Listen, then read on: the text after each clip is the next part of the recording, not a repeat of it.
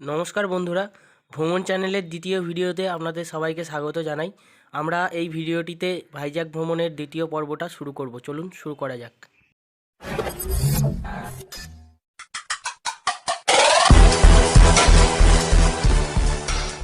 ভাইজ্যাক বা বিশাখাপত্তনমে এলে সবার যেটা প্রিয় স্থান সেটা হলো এই সাবমেরিন।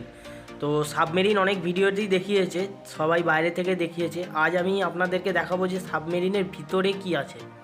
সবাই বাইরে বাইরে দেখিয়েছে যে কি আছে না আছে, সেটা কেউ ভিতরে দেখায়নি। তো সেটা আমি চেষ্টা করব আজকে আপনাদেরকে দেখানোর, যে এই সাবমেরিনটার ভিতরে কি আছে। এটা আসলে ইন্ডিয়া ও পাকিস্তানের যুদ্ধের সময় এই সাবমেরিনটা ব্যবহৃত হয়েছিল। তো তারপর থেকে এটা এখানে ইতিহাসের একটা অংশ বলেই মনে করা হয়, সেই জন্যে এটা এখানেই রেখে দেওয়া হয়েছে এবং একটি অন্ধ্রপ্রদেশ ট্যুরিজমের এটা একটা ভ্রমণযোগ্য স্থান হয়ে উঠেছে। তো আপনাদেরকে আমি দেখাবো যে এর ভিতরটা কীরকম। তো আস্তে আস্তে আপনারা দেখতে পাচ্ছেন যে সবাই মিলে আমরা যাচ্ছি ভিতরে। তো চলুন আপনাদের ভিতরে দেখাই কি আছে। আসলে এটার ভিতরে যা যন্ত্রপাতি ছিল কোনো কিছুই রিপ্লেস করা হয়নি, যা আছে সব কিছুই রাখা আছে, শুধুমাত্র রং করে একটু মেনটেন করে রাখা হয়েছে। এখানে মেনলি দেখানো হয়েছে যে নেভিদের জীবনযাপনটা কিভাবে, তারা কিভাবে রাত কাটাতো এই সাবমেরিনের ভিতরে, তাদের খাওয়া দাওয়া, রান্না বান্না, কিভাবে কি করতো না করতো, পুরো বিষয়টাকে এখানে তুলে ধরা হয়েছে। তাছাড়াও এখানে শুধু মেশিনপত্র আপনি দেখতে পাবেন, চারদিকে শুধু মেশিনপত্র, তাছাড়া আর কিছু নেই। যেখানে তাকাচ্ছি সেই চারদিকে শুধুমাত্র মেশিনপত্র আর নেভিদের জীবনযাপনের একটা ছোট্ট প্রতিচ্ছবি এই সাবমেরিনটার ভিতর দেখানো হয়েছে, আপনারা দেখতে পাবেন নিশ্চয়ই। আর তাছাড়া চারদিকে তাকালে শুধুমাত্র মেশিনপত্র, এগুলোর সম্পর্কে আমরা খুবই কম জানি বললে ভুল হবে, আমরা জানিই না। তো এটাই হলো এর ভিতরের পুরো অংশ। এবার আমরা এই ভিডিওটা নেক্সট পার্টে চলে যাব। এই যে আপনারা দেখছেন এই এয়ারক্রাফটটা, তো এই এয়ারক্রাফটের ভিতরে কি আছে এটাও দেখাবো। এটা ঠিক জাস্ট সাবমেরিনের উল্টো দিকে। আমরা এয়ারক্রাফটের দেখার জন্য আস্তে আস্তে ওদিকে রওনা দিয়েছি। তো যেতে যেতে আপনারা দেখতে পাবেন এটা পুরো একটা র্যাম্প করা আছে। তো এই র্যাম্পের মাধ্যমে আপনারা এই এয়ারক্রাফটের ভিতরে ঢুকতে পারবেন। এই এয়ারক্রাফটের ভিতরে কি আছে না আছে আমি আপনাদেরকে দেখাবো।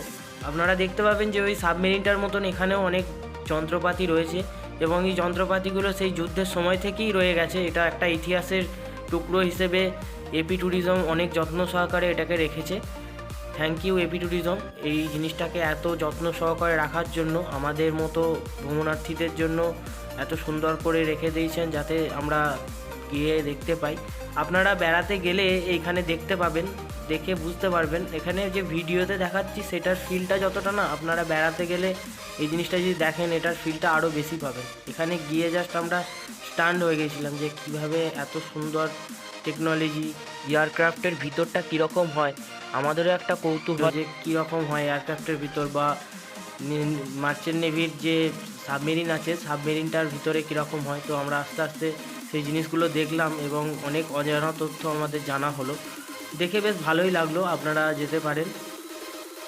আপনারা এখানে দেখতে পাবেন যে পাইলট ছিল যারা, তাদের মোমের মূর্তি বানানো রয়েছে এবং তাদের নাম ওখানে, তাদের যে ড্রেস রয়েছে তাদের ড্রেসের ওপর লেখা রয়েছে। তো চলুন এখান থেকে এবার আমরা বেরোবো। এরপর আমরা যাব মিউজিয়ামের দিকে। এই হলো মিউজিয়ামের এন্ট্রি পথ।